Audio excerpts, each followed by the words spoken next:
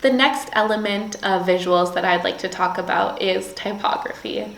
Your messaging can be even more powerful if the visuals attached to it reinforce what you're actually saying. So there are 3 different categories of fonts. There are serifs, sans serifs, and scripts. Serifs are typefaces that have slight marks to finish off the stroke of each letter or number. They often are smooth and rounded and have slight weight variation in the detail of each letter. Serif fonts have classic connotation due to their history. They evoke feelings of tradition, candor, and integrity. Their legibility has been debated, so designers often opt out of using serifs for large blocks of text, but for a primary font in your headings or as a logo type, they work really well. Sans serifs are the opposite. They are highly legible and accessible. These typefaces do not have an extra stroke on the ends of the letter forms, and they take on minimalist shapes.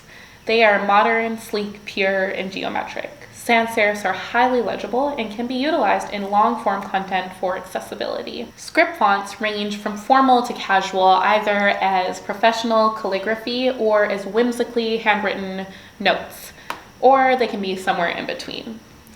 These typefaces mimic cursive handwriting and they embrace fluid letter forms. They range from formal to casual, either as professional calligraphy or as a whimsically handwritten note, or somewhere in between. Scripts are elegant and stylized, and they work well in small doses. However, they're not good for large portions of body text. Once you've determined the shapes, the colors, and maybe the types of fonts that might agree with your brand's personality, you can start to think about your logo design. Do you want to use a word mark, which is a logo that is primarily just the brand name, and perhaps make your submark, aka the other mark that you might use in smaller applications like your Instagram profile picture or on the front of your business card or something like that? Maybe it's just a monogram of the first 2 initials of your brand name. You could use something that is a little bit more pictorial, like a symbol. We see lots of different brands that play with a lot of different things. It's completely up to you. But either way, I would really recommend getting a graphic designer or a brand designer to step in here if you don't have that skill set. If this is not something you can afford right now, what I recommend is doing a little bit of little black dress branding. I call it the little black dress because it's suitable for any occasion.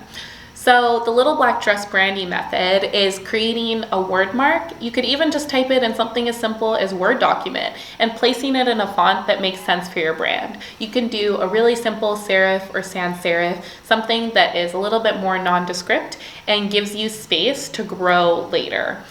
I would rather that you do that than you go hire a designer off of a website or hire somebody whose prices are far too low just to get something that could be copyrighted, unoriginal, or just wrong for your brand and having to go back and redo that later.